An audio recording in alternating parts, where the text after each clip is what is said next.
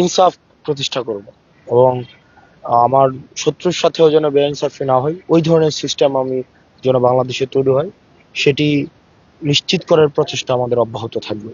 এবং আমাদের ভেঙে পড়া বাংলাদেশের যে কাঠামো রয়েছে, আমাদের রাষ্ট্র কাঠামো, সেটাকে গড়ে তোলার প্রচেষ্টা অব্যাহত থাকবে। আচ্ছা, খুব সম্ভবত 7 জুন আপনার সাথে ইন পার্সন ইন্টারভিউ, আবার এই 2024-এর সাথে 2024-এর আবার আমরা এখন দাঁড়িয়ে আছি একটা বহুল আকাঙ্ক্ষিত নির্বাচনের পর। আপনি এখন সংসদ সদস্য নির্বাচিত হয়েছেন, তো সেই হাসনাত রাজপথে আর এখন সংসদে যে হাসনাত যাচ্ছে, সেটার মধ্যে আপনি নিজে কি পার্থক্য করবেন? আসুন এই রমজানে আপনাদের যার যার বাড়ির কাছে মসজিদে ইফতার নিয়ে পাড়া প্রতিবেশী সকলকে সাথে নিয়ে একসাথে ইফতার করি।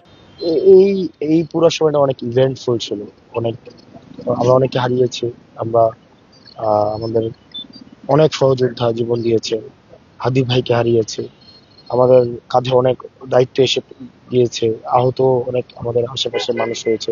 শহীদ পরিবারের দায়িত্ব আমাদের কাছে এসেছে, যেটা গত বছরে 7 জন ছিল না, যেটা এই বছরে আছে।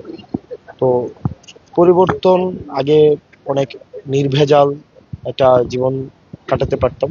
এখন অনেকগুলো মানুষের যেহেতু আস্থায় নিয়েছে আমাদের, তখন সেক্ষেত্রে কিছু দায়িত্ব এসে পড়েছে এবং সেগুলো বাস্তবায়নের সেক্ষেত্রে তারা রয়েছে। আমরা দেবিদ্বারের রাস্তাঘাট দেখেছি, অবকাঠামোগত অনেক উন্নয়ন প্রয়োজন, আমরা যেটা নিজে এই সংবাদ সংগ্রহের কাজে গিয়ে আমাদের মনে হয়েছে। এছাড়া দেবিদ্বারের যারা ভোটার আছে তারা কিন্তু অনেক অভিযোগও করেছেন, মাদক সহ আরো নানাবিধ সমস্যা আছে। তো আপনার আসনের যারা মানুষ আছে, যাদের ভালোবাসে আপনি আজকে সংসদ সদস্য, তো তাদের জন্য আসলে স্পেসিফিক কি প্ল্যান আছে? স্পেসিফিক আমার যে বিষয়টা, যে আমাদের উন্নয়ন কার্যক্রম এটা অব্যাহত থাকবে এবং অবকাঠামোগত ভাবে যেই ধরনের অবনতি হয়েছে, এবং প্রত্যেকটা মানুষ, আপনারা যারা গণমাধ্যমের আছেন, খবর সংগ্রহের জন্য দেবিদ্বারে গিয়েছেন, আইন শৃঙ্খলা বাহিনী তাদের কর্তব্য পালনের জন্য দেবিদ্বারে গিয়েছেন, প্রত্যেকটা মানুষই একটাই অভিযোগ: রাস্তাঘাটের অবস্থা ভয়াবহ রকমের খারাপ। দ্বিতীয়ত যেটি খারাপ, শিক্ষা খাতের অবস্থা খুবই খারাপ। তৃতীয়ত স্বাস্থ্য। আমাদের যেহেতু অনেক রেমিটেন্স যোদ্ধা আছে, তাদের অনেক প্রয়োজন আছে, দালাল চক্র আছে, মাদকের সিন্ডিকেট আছে। এই সামগ্রিক এই বিষয়গুলিকেই অ্যাড্রেস করার প্রচেষ্টা সবসময় অব্যাহত থাকবে। আপনি দক্ষিণাঞ্চলের এনসিপির মুখ্য সংগঠক, আপনি শুধুমাত্র দেবিদ্বারের মানুষের নেতা না, আপনি বৈষম্য বিরোধী ছাত্র আন্দোলন থেকে উঠে আসা সারা বাংলাদেশের মানুষ আপনাকে ইনসাফের যে কথা আপনি বললেন, অনেক ইনসাফকামী মানুষ আপনার সমর্থক আছেন। তো আপনার শুধুমাত্র দেবিদ্বারের মানুষের জন্য কাজ করলে হবে না, সেটা আপনি নিশ্চয়ই বুঝতে পারছেন। তো ওভারঅল দেশের মানুষের জন্য, বা আপনি যখন সংসদে যাবেন, আরো সংসদ সদস্যরা থাকবে, সমন্বয় করে কেমন বাংলাদেশের স্বপ্ন দেখেন?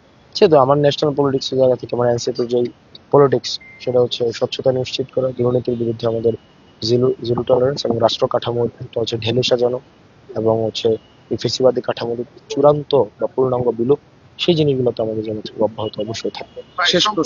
শেষ প্রশ্ন, ভোটের মাঠে আমরা দেখেছি আপনার নামে বিভিন্ন অপপ্রচারও হয়েছে, অনেক ক্ষেত্রে আপনার মনও খারাপ হয়েছে, আমরা জানি সেই খবর, তথ্য। যাই হোক, যেটা মিডিয়ার বাইরের কথা, তারপরে আমি বলতে চাই যে এই নির্বাচনে আপনি আজকে বিজয়ী। তো এই নির্বাচনটা আপনার কাছে কতটা চ্যালেঞ্জিং ছিল, কিভাবে চ্যালেঞ্জটা উঠলো? এই নির্বাচন তো ছিল Hasnat Abdullah versus BNP plus Awami League plus India plus লুটেরা ব্যবসায়ী প্লাস চাঁদাবাজ প্লাস মাদক সম্রাট প্লাস মাটিখুর প্লাস প্লাস। তো আমি হাসনাত আবদুল্লাহ, আমার সাথে জনতা ছিল। দিন শেষে জনতার আস্থাই হচ্ছে এখানে বিজয়ী হয়েছে।